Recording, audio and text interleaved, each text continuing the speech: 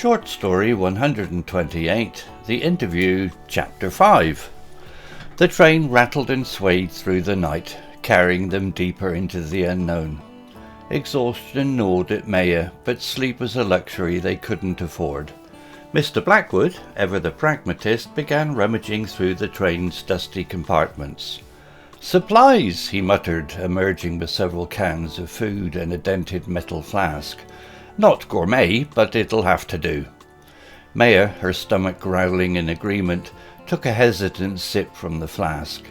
It burned going down, but it also brought a much-needed jolt of warmth. As they ate, Mr. Blackwood explained his plan. "This train," he said, his voice raspy, "used to be part of a long-abandoned logging route. It likely leads to a remote lumber town somewhere north. We can find help there, maybe even contact the authorities." It wasn't an ideal solution, but it was a plan. Maya, still shaken from the ordeal, nodded numbly. Edgar, ever vigilant, remained at the window, his eyes scanning the darkness outside. Hours bled into one another. The sun peeked through the dense forest canopy, casting an ethereal glow on the dusty interior.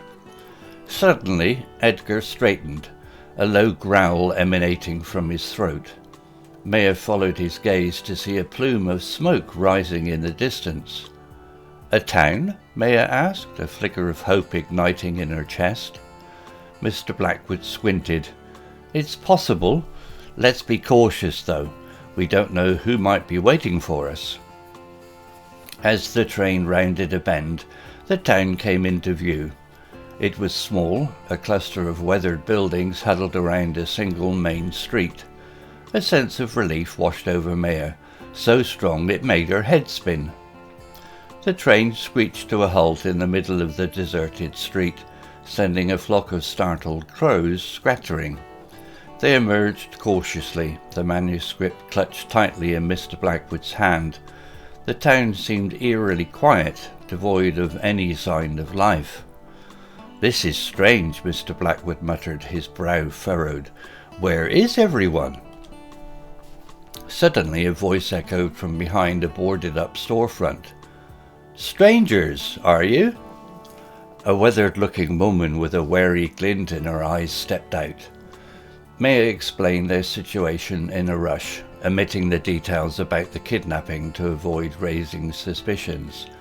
The woman listened patiently, her lips pursed in a thin line. "There ain't much help we can offer here," she finally said, her voice rough. "This town is practically deserted. The logging company shut down years ago and most folks moved on."